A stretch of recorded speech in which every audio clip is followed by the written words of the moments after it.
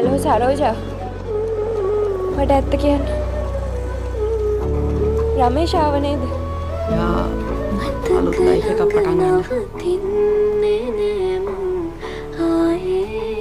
රමේෂුත් හිතාගෙන දාගෙන ජෙෆ් නගියා. යාය ඉන්නේ නෑ.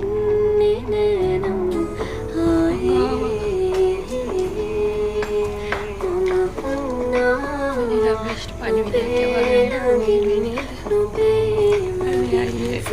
සරෝජා අනිපට මගේ රමේෂ් කන්ටැක්ට් කරලා දෙන්න මගේ ඉච්චරයි ඔයගොල්ලන්ගෙන් ඉල්ලන්නේ කවදාවත් මගේ නොවනා නුඹ ළඟ මං ආලේ සොයනා